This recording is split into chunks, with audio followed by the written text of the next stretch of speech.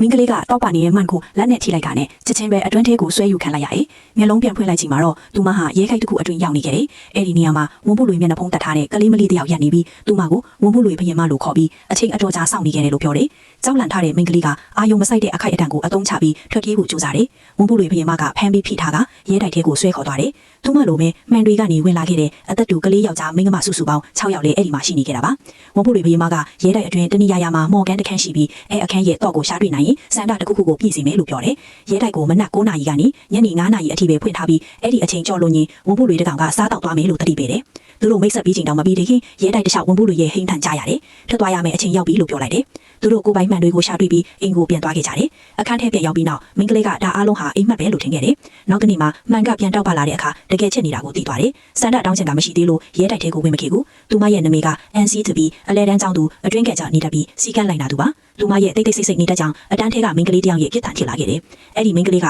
NC ရဲ့အကောင်းဆုံးမိတ်ဆွေကိုယူသွားရုံမဟုတ် NC ကြိုက်နေတဲ့ယောက်ျားလေးကိုပါလူရှိမှအရှက်ရအောင်လုပ်ခိုင်းတယ်။နောက်ပြီးအတန်းဖိုတွေကိုခေါ်ပြီး NC ရဲ့အိမ်တကန်းရှိမှအောက်ဟစ်ဆော့ကားခဲ့ကြတယ်။ NC ကကြောက်လန့်လို့ဘာမှမလုပ်နိုင်ခဲ့ဘူး။တယောက်တည်းတုံလုံးနေတဲ့အခန်းထဲမှာဆီယာမတယောက်ကိုအကူအညီတောင်းခဲ့ပေမဲ့ဆီယာမကမယုံကြည်ခဲ့ဘူး။အဲ့ဒီမင်းကလေးကစာတော်ပြီးအဆင့်မြင့်ကျောင်းသူဖြစ်နေတာကြောင့်ပါ။ညော်လင်းကြိုက်ခင်းလာတဲ့နောက် NC ရဲ့စိတ်ထဲမှာကြောက်စရာကောင်းတဲ့အတွေ့အကြုံပေါက်ဖွာလာတယ်။အဲ့ဒီမင်းကလေးပျောက်ကွယ်သွားစေခြင်းနဲ့ဆိုတဲ့ဆန္ဒပဲ။သူမကမှန်ကနေရဲတိုက်ထဲဝင်သွားပြီးအခြားသူတွေစကားပြောနေကြတာကိုတွေ့ရတယ်။ရှက်တတ်တဲ့ NC ကသူတို့နဲ့မပေါင်းပဲရဲတိုက်ထဲလွှဲ့ပြန်ပြီးစန္ဒပြေတော့ကိုရှာဖွေခဲ့တယ်။ရဲတိုက်က NC အတွက်လုံခြုံရနေရတစ်ခုဖြစ်လာခဲ့တယ်။သူမကနေ့တိုင်းနေပါလာပြီးတိတ်တိတ်ဆိတ်ဆိတ်ဖြစ်နေတတ်တယ်။အချိန်ကြာလာတော့အခြားသူတွေနဲ့လည်းနီးစပ်လာခဲ့တယ်။ဒီနေ့မှာတော့အလွန်ကြောက်လန့်နေတဲ့မင်းကလေးတယောက်ရဲတိုက်ထဲဝင်လာတယ်။အားလုံးကဘာဖြစ်တာလဲလို့မေးတော့သူမကဘာမှမပြောဘူး။အဲ့ဒီအခါသူမရဲ့ယူနီဖောင်းကသူတို့နဲ့တူနေတယ်ဆိုတာသတိထားမိကြတယ်။အားလုံးတကြောင်တဲကဖြစ်ပြီးအနိုင်ကျင့်ခံရမှုတွေကြောင့်ကြောင်းမတက်တော့ကြတာကိုသိလာကြတယ်။မျက်လုံးတက်ထားတဲ့ယောက်ျားလေးတယောက်ကကြောင်းပြောင်းရတော့မယ်ဆိုပြီးရဲတိုက်ကိုနောက်ထပ်မလာနိုင်တော့ဘူးလို့ပြောလိုက်တယ်။အပြင်လောကမှာတွေ့ဆုံခြင်းတယ်လို့ပြောခဲ့တယ်။အားလုံးတကြောင်တဲကဖြစ်တော့ပူပေါင်းပြီးဒီလောက်ကိုတယောက်ကူညီကြမယ်လို့ပြောလိုက်တယ်။ယူနီဖောင်းဝတ်ပြီးကျောင်းကိုသွားခဲ့တယ်။သဘောတူထားတဲ့အတိုင်းသူမကဆေးခန်းကိုသွားခဲ့ပေမဲ့